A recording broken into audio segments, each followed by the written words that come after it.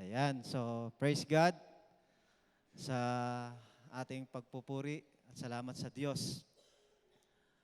So sa gabing ito, this is our last night ng ating Seek First, a life centered on God. So nung Sunday, nag-start tayo. Ang topic natin is about wanting the one thing. So yung intimacy with the Lord. Then the second night is about counterflow. Yung we are the salt and the light, yung flow ng mundo, ika-counterflow natin siya. We will not conform, no, to the pattern of this world, but we will be transformed by renewing of our mind. And the third night is about dependence on God, no? Yung pagiging dependent natin sa ating Panginoon. No, we will not rely sa mga bagay na ibinigay ng Diyos sa atin, but we will rely only to God. Amen? Sapagkat siya lang ang ating pinaka-source. Amen? Then kagabi, napakagandang mensahe ng Panginoon, it's about living in God's blessings. Yung pagpapala na ipinagkakatiwala sa atin ng Diyos, ay ma-manage natin ng maayos. At ito ay, yung pagmamanage nito ay mag-glorify si Lord sa mga blessings na yon. No, hindi yung mga blessings na to, ito din ang magiging dahilan natin para mapalayo pa tayo sa Lord. So yung blessings na yan ay binigay sa atin ng Panginoon, yan ay mga katunayan na tayo ay mas lalo pang lalapit at lalapit sa ating Panginoon. Tayo ay magpapasalamat, magpupuri sa Kanya. Amen po ba doon? So sa gabing ito, for our last night, topic, the seek first the kingdom of God. Walang iba kundi ang magbibigay ng mensahe natin sa gabing ito, walang ibang ating Bishop Ernesto Domingo. Palapakan po natin si Lord sa buhay ng ating Bishop.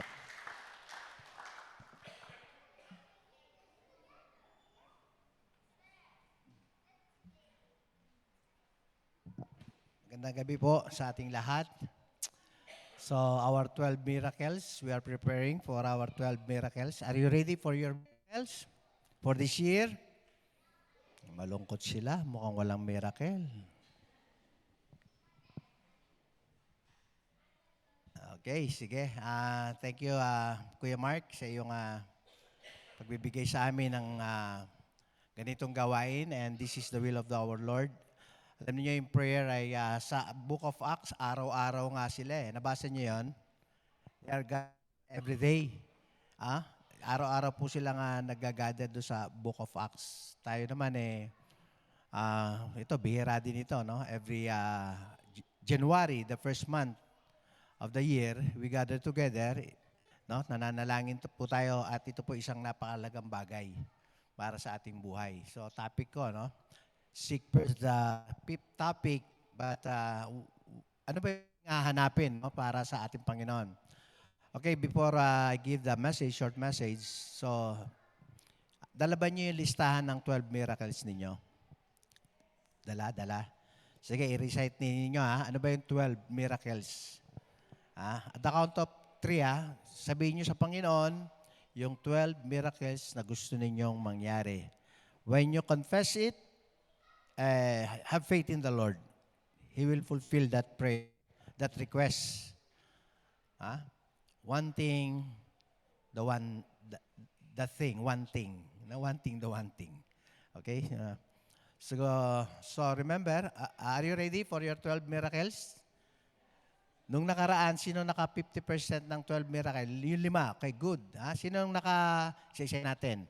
Sinong merong isang miracle nung last 2024? 2. Yun. Thank you, Sister Dorica. 3. Yun. 4. Na naganap sa kanya. 4. Nagtaas ka ba, Iha? Nagkamot ng ulo. 5. Ayun, thank you. May 2 kamay. 6.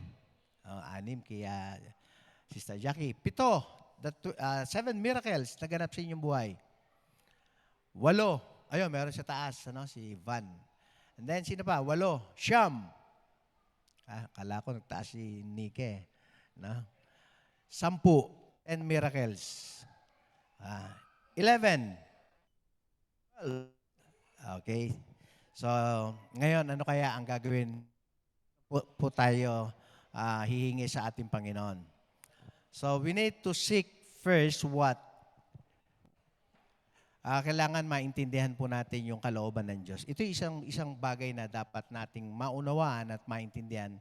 We are asking to God many things, anything, but sometimes we forget yung kalooban ng ating Panginoon. Unti-untiin po natin ito, no? Remember, a life centered on God's always seeking first for His will. My topic, your will be done. We need to seek the will of the Lord in your life. Halimbawa, will ba ni Lord ang ikaw ay sila, mga dalaga at binata, na makapag-asawa ng unbeliever? Believer siya, believer ka. Will ba ng Lord, seeking the right will of God? You seek, ang hirap kasi, ando doon kasi nakapaloob yung kalooban ng Diyos sa iyo, sa kalooban niya.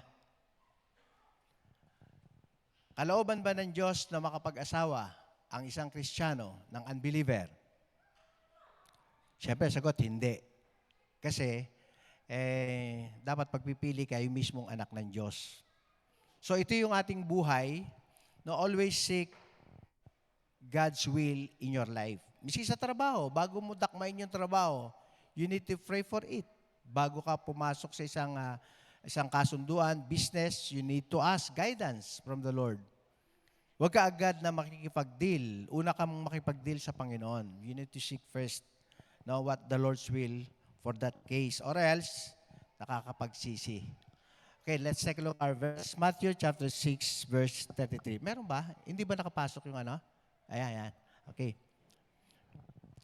Can we read all together at the count of 3? 1, 2, 3, go. But seek ye first His kingdom and His righteousness, and all these things shall be added unto you. The word, all these things will be added unto us. But the requirement again, we need to know what the Lord's will, no, para sa ating buhay bilang isang mananampalataya. What are those things that you want? Dapat papasok yan sa isang pagpasya, alamin kung kalooban ba ng Diyos ito. Mga bagay nito. Marami tayong hinihingi, pero tanong, kalooban ba? Right time ba? No, na hanapin natin ito. I give you different men of God who seek first His kingdom and His righteousness. At ito po ay mga talagang mga nagtagumpay. Kuha po tayo rito. Like Nehemiah, Solomon, Noah, sama na natin si Mary, si Abraham, pero meron tayo isa, but not Saul. Because Saul is a wicked king. So, pwede mo ilagay next to Abraham, me. Pwede mo ilagay yan. Okay, now let's take a look one by one. Itong mga tao na ito, maliban kay Saul, para maintindihan nila ang kalooban ng Diyos, ginawa muna nila ang kanilang sarili, nag-involve sila sa mga spiritual things para maintindihan. Kasi mahirap maintindihan ang kalooban ng Diyos paglabas ka, no, doon sa kanyang presensya. Hindi mo talaga maintindihan. So, may mga tao rito sa Bible, I give you kahit a short illustration lang, para maintindihan nila o maintindihan natin. Like si Nehemiah. Sa chapter 1, verse 3 and 4. No, si Nehemiah, pagkarinig niya kay Hanani ang balita na ang wall of Jerusalem, nagera na ito No, nagiba na ito, nagera na. Nung marinig niya, the Bible said, and they said unto me, the remnant, next verse 3, that are left of the captivity there in the province are in the great affliction. Nasa matinding kadalamatian. No, reproach, the wall of Jerusalem are also broken down, and the gates thereof are burned with fire. Pagka hindi ka spirit-filled, wala kang mararamdaman dyan. Ganun ba? Kakaawa naman, ano? Anong ginagawa ng mga leader? Yan. Walang dating. Then the Bible said, verse 4, and it came to pass when I heard those words, sensitive ang isa. Kasi pagka hindi mararamdaman ito, I'm very sure, hindi mararamdaman ito ni Nehemiah pag hindi siya spirit-filled. Kahit nagtatrabaho siya, ang puso niya nasa paghahanap sa kalooban ng Diyos. Alam niya kung ano ang dapat. And it came to pass, when I heard, Nehemiah said, this word, that I sat down and wept and mourned certain days. O, hindi lang isang araw. No? Talagang umiyak, no? And fasted and prayed before the God of heaven. Pinilit niya kasi nga nagkaroon siya burden. In other words, ine-exercise niya spirituality niya. Kaya madali niyang maintindihan ang kalooban ng Diyos. Hindi siya nagpapabaya sa kanyang spiritual life. He prayed, he fast, no? He shared the gospel, nakikibalita agad siya. At yung time na yun, kasi Jerusalem ang pinakasentro nila. No, yun ang pinakasentro nila.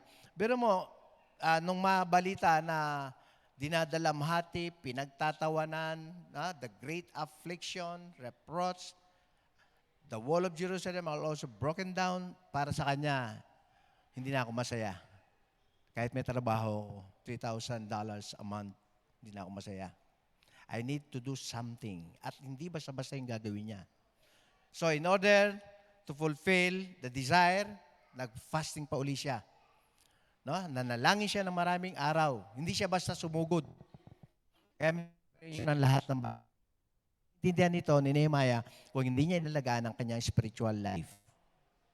Kaya hindi pwedeng hindi nyo alagaan yung spiritual life. Yung mga kala mo gagalawan Diyos. No, hindi. Na basta-basta. Hindi. Hindi po pwede yon. Talagang i-exercise mo yung iyong buhay pananampalataya, i-apply mo ang iyong buhay. Kaya ano ang nangyari kay Nehemiah? Ano nangyari kay Nehemiah during that time? So, alam niya, binigyan na siya ng wisdom, nangingi siya ng timber sa hari, kumuha siya ng passport, no? Pagkatapos, nag-live siya.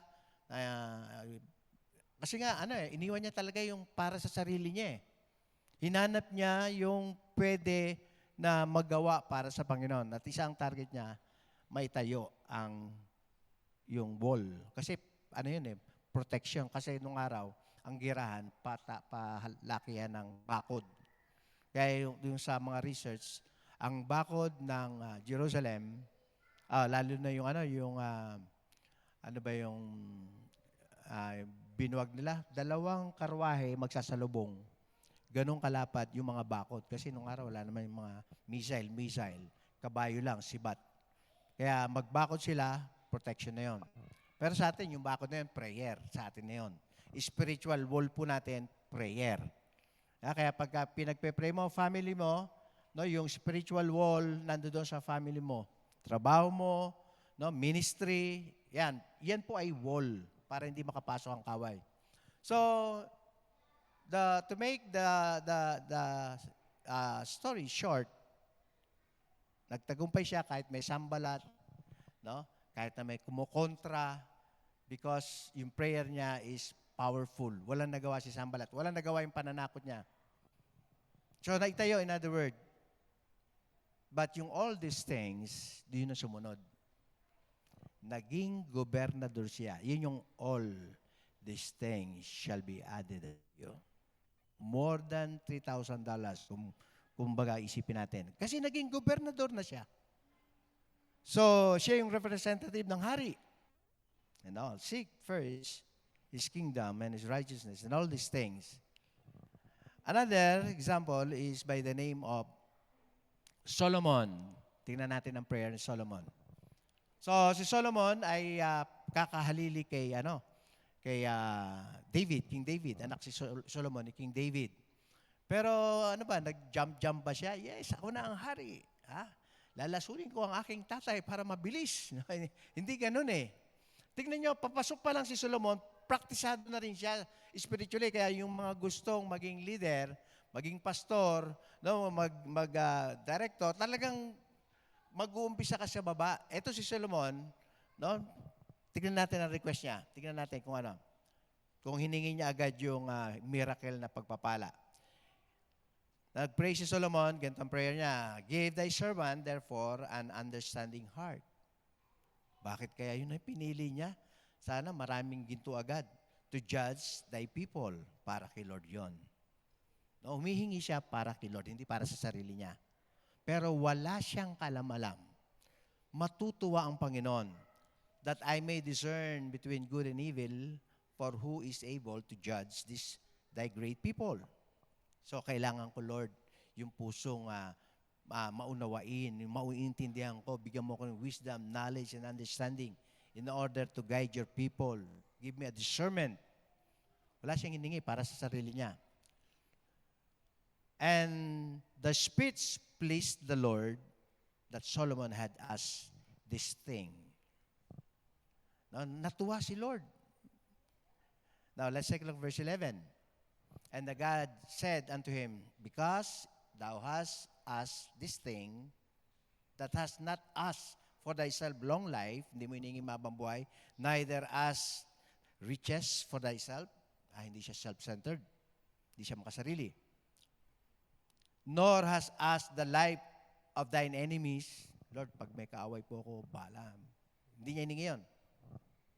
But has asked for thyself understanding to discern justice. Natuwa si Lord. Behold, verse 12, sa panaginip, kinausap siya ng Panginoon. Sa panaginip.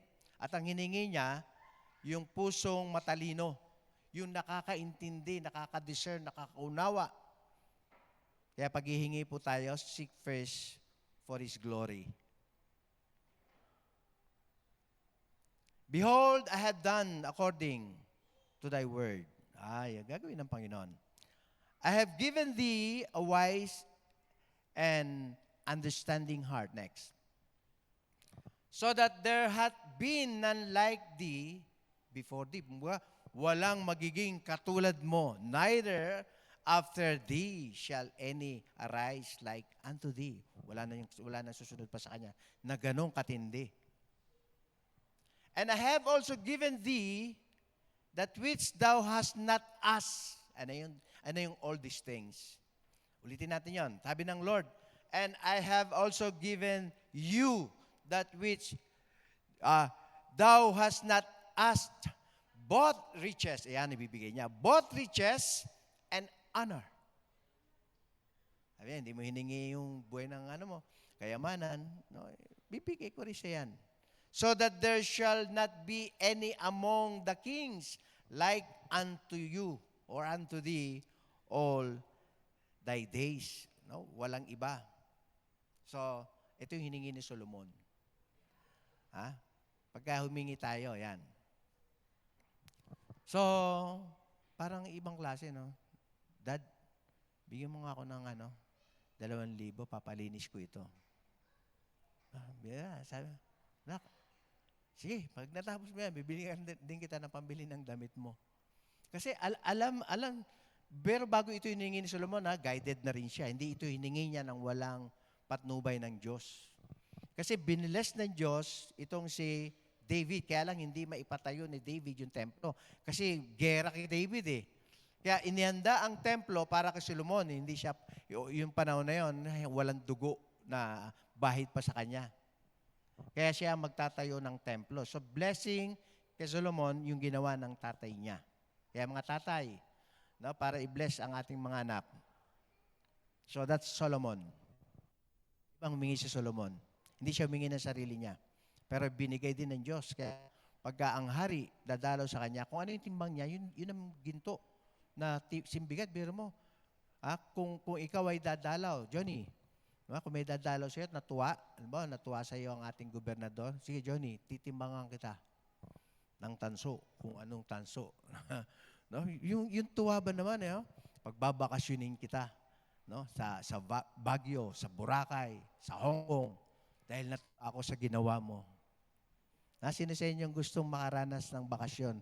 Yung bang may natuwa sa iyo, pagkatapos magbabakasyonin ka, ako bahala sa gastos mo. Nakakatuwa yun, di ba? Pero, ang totoo nun, nabigyan mo ng lugod ng Diyos. Yung all these things, ano na lang yun parang bonus na lang. Pero ang pinakamaganda rin, yung natuwa ang Lord. Another, balik tayo kay Noah. Akyat ka uli, brother. Genesis 7, si Noah. Do you remember Noah? Diba? He preached righteousness. Kahit walang masisave, ang mahalaga, alam niya kung ano ang kalooban ng Diyos. Matagal siya nag-preach ng katuwiran. Pero walang naniwala maliban sa manugang tatlong anak at isang asawa. But he preached. Kaya paano natin hahanapin, uunahin ng kalooban ng Diyos? Mary, ano ba ang kalooban ng Diyos? Magluto ka? Oras ng cell group? Parang human concern. Pero ang dapat pala ganito. Ito, kay Mary na ito eh. Tinapik din natin ito nung nakaraan. Na alam ni Mary kung ano yung kalooban ng Diyos. Na ang kalooban ng Diyos, makinig ka ng salita ng Diyos. Sino pa? Yan, si Sherry. Sige. Awit mo na po. Pati yung nasa media, mamaya mababa kayo. Hallelujah.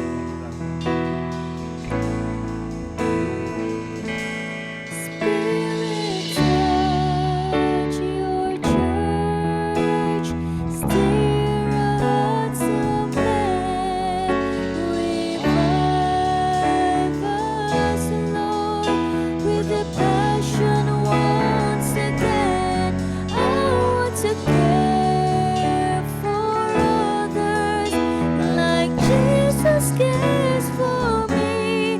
Let your rain fall upon me.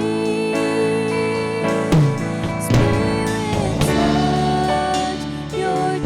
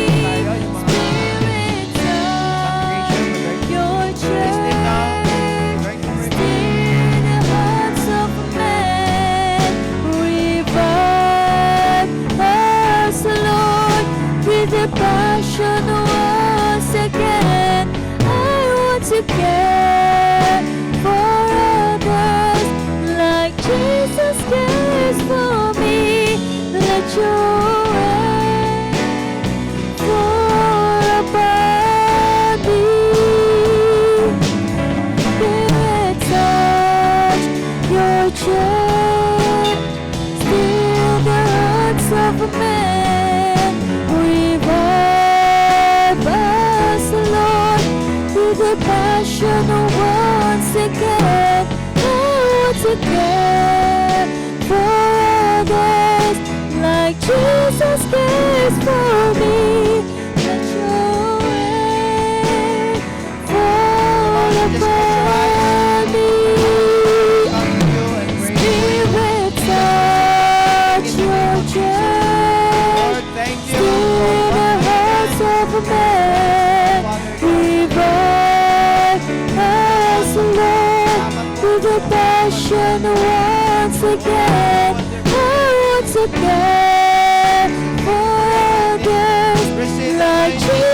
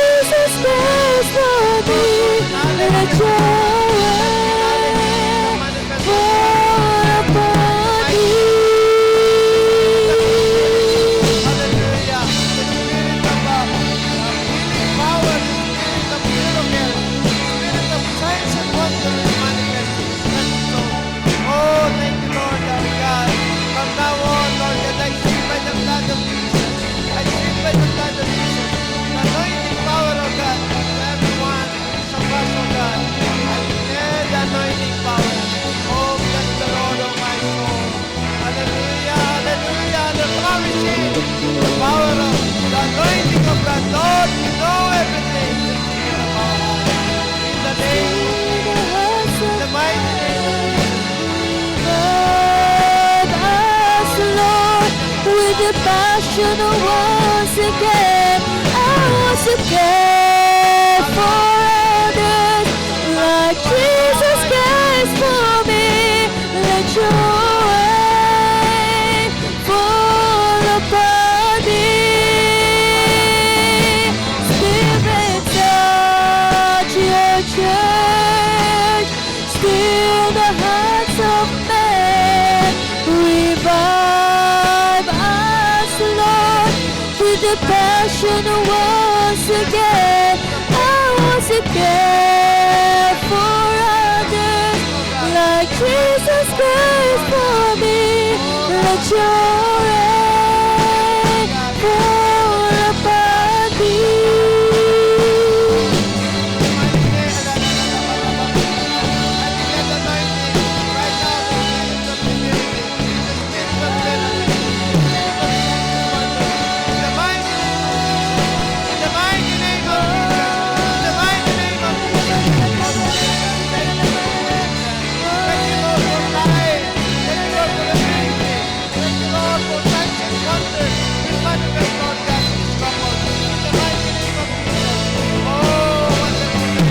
Spirit, touch your church.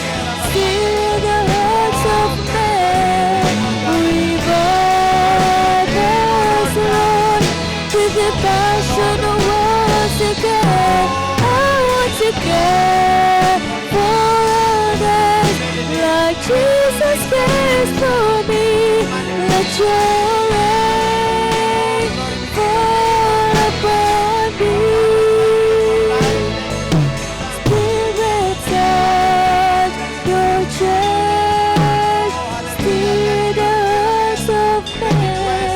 Revive us, Lord, with the passion once again. I want to care for others like Jesus cares for me. Let your rain Bless the name, Lord. Just ask God. upon me. Hingin ninyo yung bahid, hingin ninyo yung anointing, hinihingi po ito sa Panginoon. Panginoon, salamat po sa iyo. Lord God, thank you, Lord God. Bless the Lord, salamat po, Panginoon. Hallelujah. Lord, thank you for what have you done.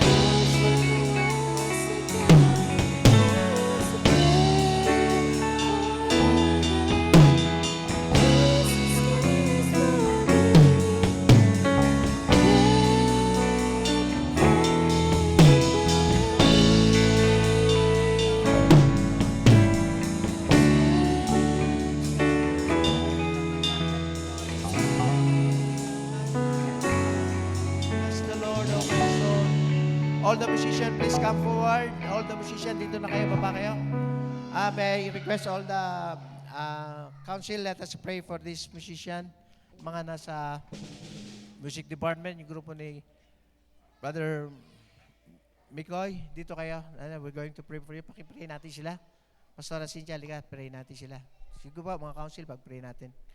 Thank you, Lord. Salamat po. Yung pang gusto magpa-pray dito, you just come forward if you want. No? Punta kayo dito. Kung meron kayong mga burden, request, no? We're going to pray. The Bible said the prayer of a righteous is powerful.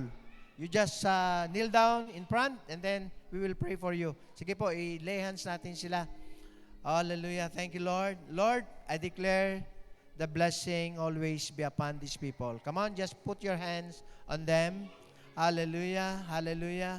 Praise be the name of the Lord. Hallelujah. Lord, you honor our faith. You honor our faith. You honor our prayer. Because the prayer of a righteous is powerful. The prayer of a righteous, Lord, bawat isa po sa kanila, tinataas na po namin sa iyo.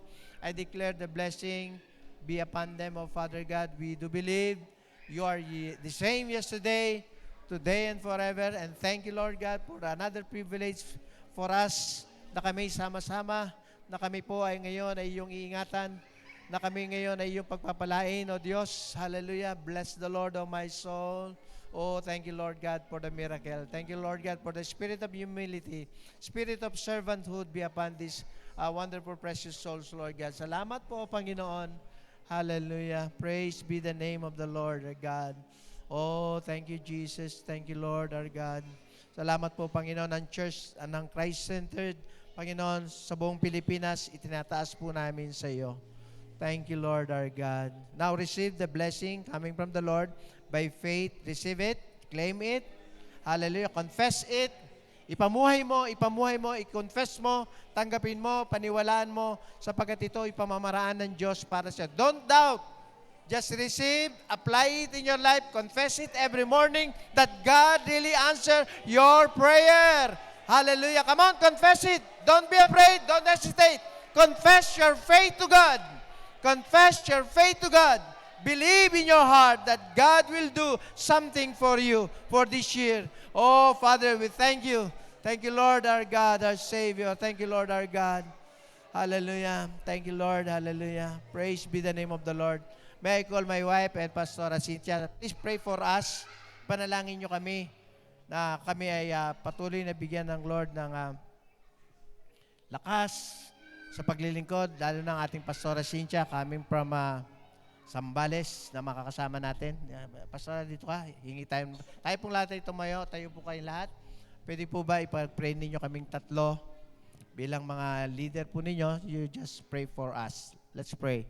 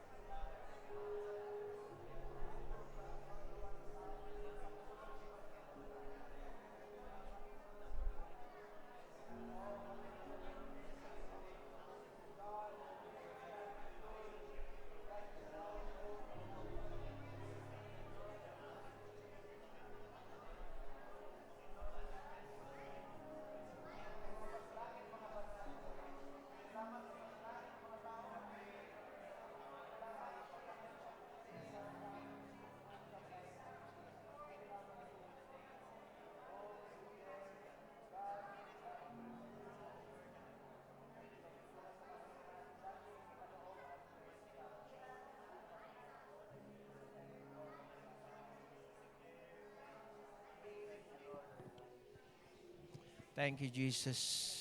We claim your prayer. Amen. We claim your prayer. Salamat sa Panginoon. In Jesus' name, amen and amen. Praise the Lord God. Thank you, mga Pastor Ellie at Pastor Sidja. Napakabuti po ng ating Panginoon. Alam nyo, itong ginawa nating panalangin, no? Limang gabi, no? Alam ko yung pagsusumigasig po natin.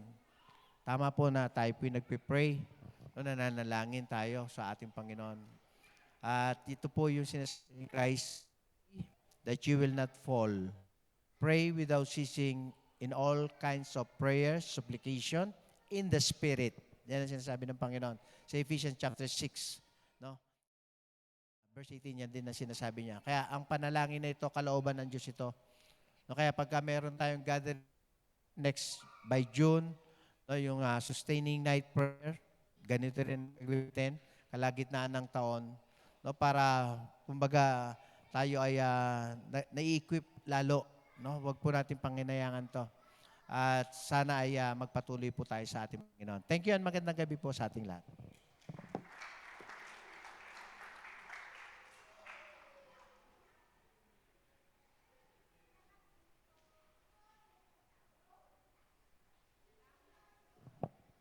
Sa oras po na to, we will honor the Lord through giving. Tayo po ay pumikit at manalangin. Panginoong Hesus, maraming salamat po sa pagkakataon na binigay mo po sa amin to work and to glorify, Panginoon, your name sa aming buhay, Lord God, through our giving. Allow this, Panginoon, na patuloy na maging kagamit-gamit po, Panginoon, para sa iyong ubasan, Panginoon. Maraming salamat po sa lahat po na magbibigay. And we pray, Panginoon, for multiplication, Panginoon, ng mga blessing na marireceive po namin, Panginoon. Maraming salamat po. Ito po aming dalangin sa pangalan ni Jesus. Amen and amen. Tayo po yung magbigay.